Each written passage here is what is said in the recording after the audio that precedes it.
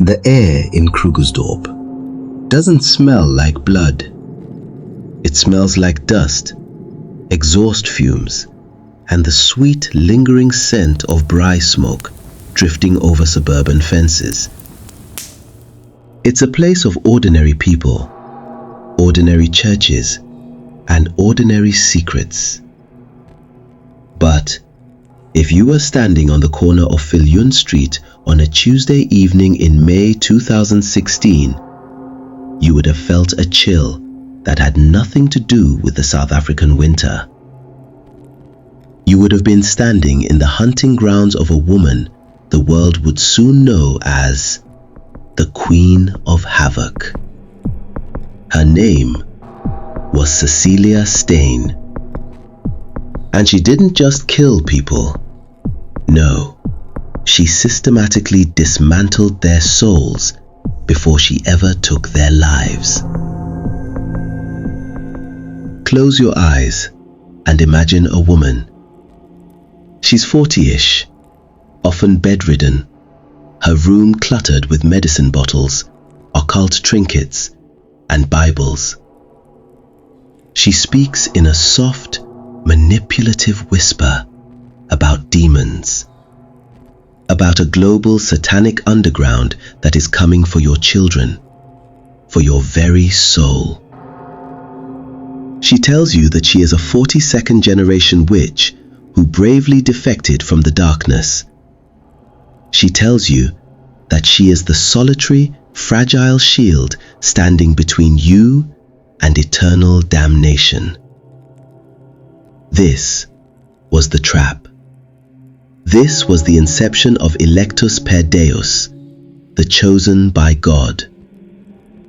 But as we are about to meticulously trace, there was absolutely nothing holy or divine about what happened behind those drawn curtains in that unassuming apartment. To the people in her tightly controlled inner circle, Cecilia wasn't just a friend.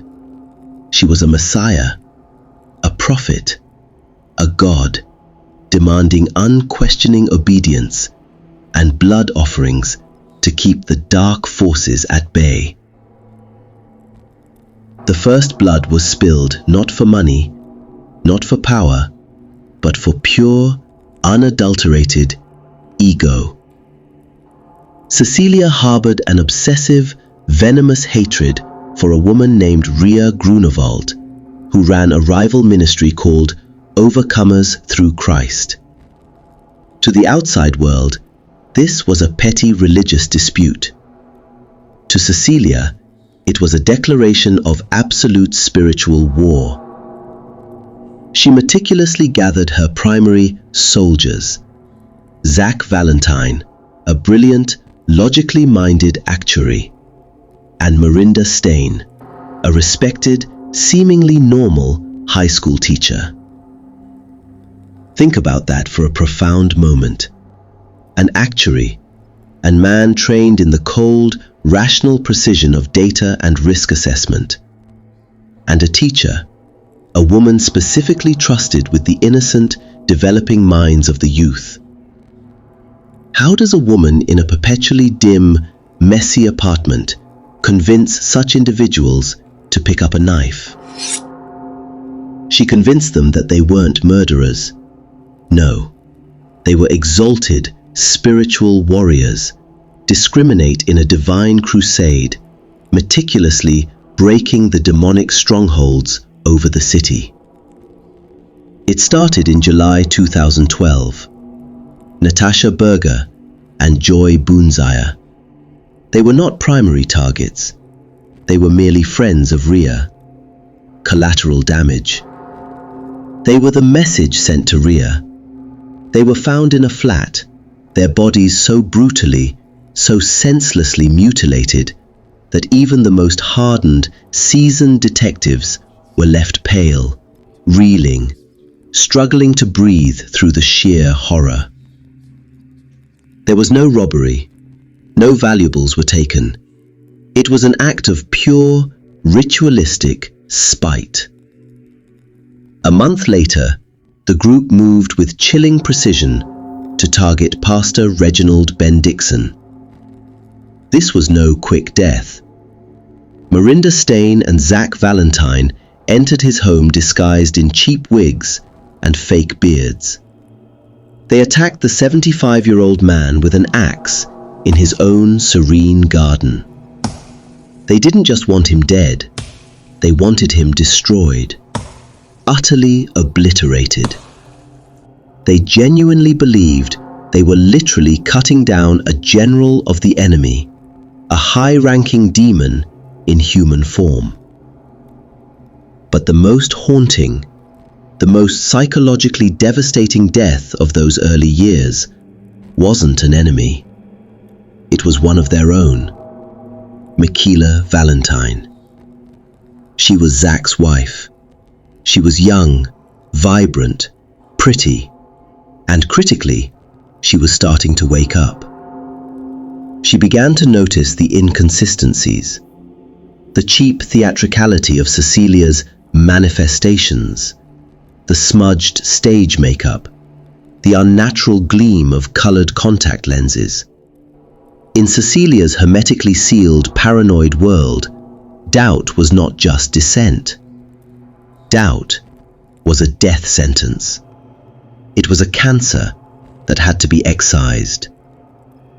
On a seemingly ordinary afternoon in October 2012, while Zach meticulously created a perfect alibi at his workplace, the family entered his home. They found Mikeila in her bed, and they stabbed her 63 times. 63 times. When Zach returned, he played the role of the grieving widower with such conviction that he fooled the police. He fooled the entire nation for years. All while knowing his spiritual mother, Cecilia, had personally signed her death warrant. Because Mikeila had become a liability to the mission. Then came the eerie silence. For 3 agonizing years, the group went completely underground, vanishing from the police radar. But the monster, Cecilia, was perpetually hungry, and the monster was perpetually broke. By 2015, the motive for murder dramatically shifted from abstract vengeance to cold, hard, tangible cash. They needed a massive score, and they decided to use Zach Valentine to get it. This is where the story takes a turn into the truly bizarre. They needed a body, a fresh, anonymous body, to fake Zach's death for a massive 3.5 million rand life insurance claim. They didn't just stumble upon one, they hunted for one. They befriended a homeless man named Jared Jackson.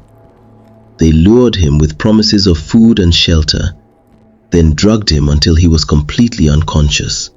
They placed his lifeless body in the driver's seat of Zach's car and set it ablaze on a quiet, isolated road. For nearly a year, Zach Valentine lived as a ghost in Cecilia's back room, curtains drawn, listening to the radio reports of his own tragic funeral. He watched from the shadows as Cecilia spent his insurance money on takeaways and trivialities. He had sacrificed his identity, his wife, and his very soul to a woman who told him he was chosen. This was the true nature of Electus Per Deus, a vacuum that sucked the life out of everyone it touched, leaving behind only husks. By 2016, the appointment murders began. This is the part of the story that continues to keep the residents of Krugersdorp awake at night, because it weaponized the most mundane rituals of business, turning a simple meeting into a death sentence. The group began cold calling unsuspecting professionals. Glenn McGregor, a tax consultant, Anthony Schofield, a financial advisor, Kevin McAlpine, an insurance broker. These were men with families, men with busy schedules, men who thought they were simply going to a routine business meeting to help a new client. Instead, they were lured to a discreet flat. As soon as the victim walked in, they were met by Marinda Steyn, standing silently, holding a silenced pistol. They were immediately bound with industrial-grade cable ties, so tight they cut into the skin. They were stripped of their bank cards and forced, under threat of unspeakable torture, to reveal their PINs. Once the money cleared and the transaction was confirmed, their utility was spent. They were then brutally strangled or shot. Marinda Steyn, the high school teacher. Between these methodical murders, she would simply go back to her classroom. She would smile at her students and grade papers with the same hands that had tightened a garrote hours earlier. The psychological weight of this routine is what ultimately breaks the human mind. Imagine being LaRue Steyn, Marinda's son. In his later gut-wrenching testimony, he would describe the atmosphere inside the car as they drove to commit these horrific acts. It wasn't a scene from a movie. It was horrifyingly mundane. They would talk about school, they would talk about dinner, and then, without missing a beat, they would discuss who would hold the victim's legs down.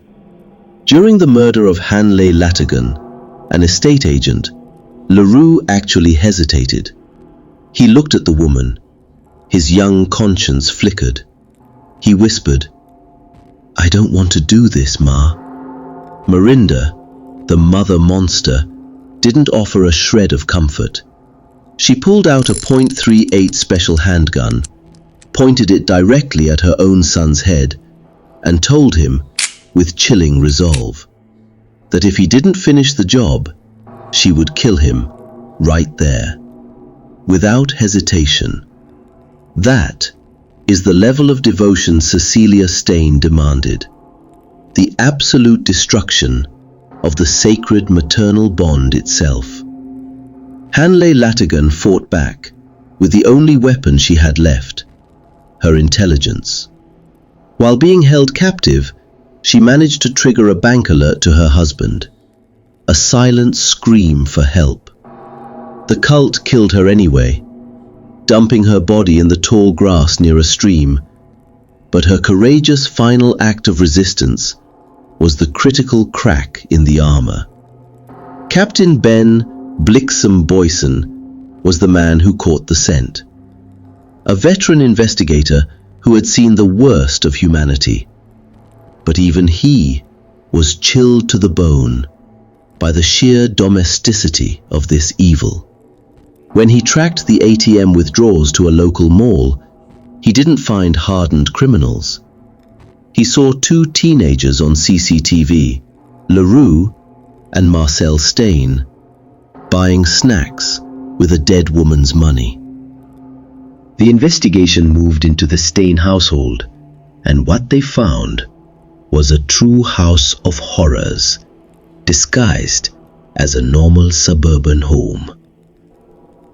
In the laundry room, blood-stained clothing soaking in a basin, sitting next to freshly washed school uniforms. In Marinda's handbag, nestled amongst her teacher's pens, was a silenced handgun. There were wigs for every disguise: blonde, brunette, short, long, allowing them to seamlessly walk into a victim's life and then vanish back into the anonymity of the crowd. When LaRue Steyn finally cracked in the interrogation room, the floodgates of truth burst open. He described the cleansing rituals Cecilia would perform after each murder. She would tell them that the blood of the enemy possessed spiritual power. But the most chilling revelations came from Cecilia Steyn. She was 18, a genius, 6 academic distinctions. Yet, she sat in court with a hauntingly blank expression. A girl who had been systematically raised to believe that murder was just another chore, no different from doing the dishes or finishing her homework. She had been an active, willing participant in these killings since she was a mere 14 years old. The trial was a descent into an abyss. The world watched as Marinda Steyn smirked and even laughed while describing how she strangled victims. She wasn't just a victim of manipulation. She was an architect of the pain. And in the center of it all sat Cecilia, looking like a tired woman in a wheelchair. She played the part of the orphan until the end, claiming her alters, her other personalities, were responsible. But Judge L.M. Francis saw through it all.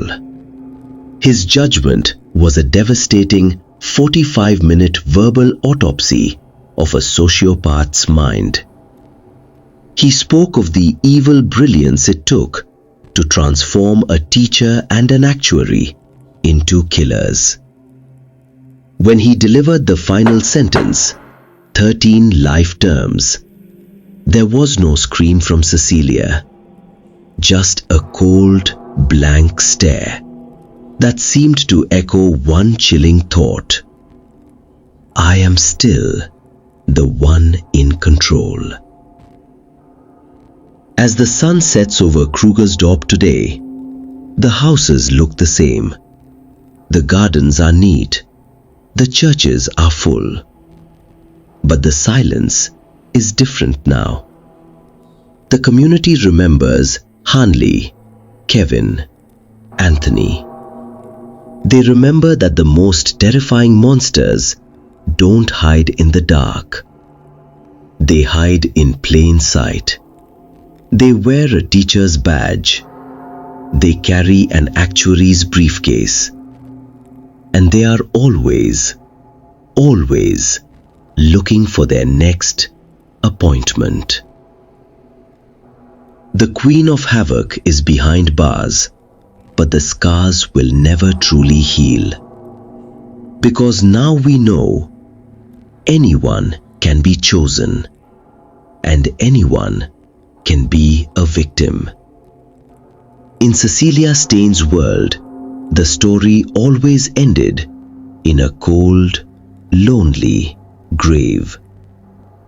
This is the harrowing legacy of Electus Per Deus, a group that believed they were chosen by God, but were actually led by a woman who had far more in common with the devil she so vehemently claimed to fear.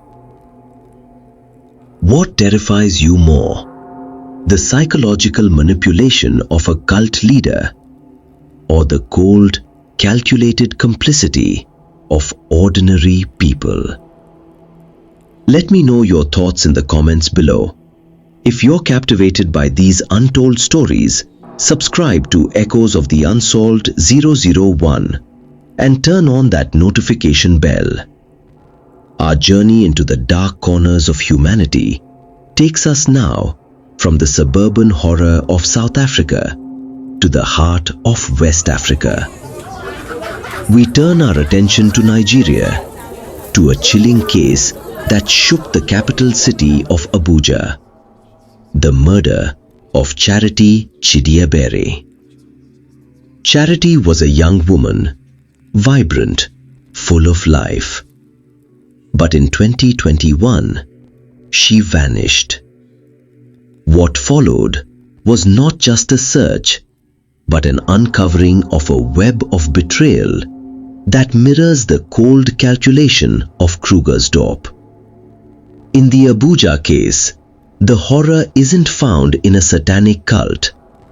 It is found in the brutal reality of how easily a life can be discarded by those who feel they are above the law. Much like the victims in South Africa who walked into appointments thinking they were safe, Charity Chidiebere's fate was sealed by people she believed she could trust. As we pull back the curtain on this case, we see a narrative of greed, power, and a shocking lack of conscience. In our upcoming episode, we will detail the forensic breakthroughs, the suspicious behavior, and the final tragic discovery in a shallow grave that forced a nation to demand justice. The parallels are striking. Whether it is Cecilia Steyn in a quiet suburb or the perpetrators in the heart of Abuja, the lesson is the same. The most dangerous monsters often look exactly like us. They smile at you in the street. They hold positions of respect, and they believe that their needs outweigh your very right to exist. Feels more unsettling, the ideological fanaticism of a cult, or the calculated evil born from unchecked power and greed? Share your perspective. Join us next time as we unpack the layers of deceit surrounding Charity Chidiebere's tragic fate. This is Echoes of the Unsolved 001. The truth is never buried deep enough. As we prepare to delve into the Abuja files, remember the names of the lost. In Krugersdorp, it was Mikeila, Glenn, Anthony, and Hanle. In Nigeria, it is Charity. Their stories serve as a testament that evil does not respect borders, but neither does the pursuit of justice. Stay with us as we continue to shine a light on the cases the world tried to forget.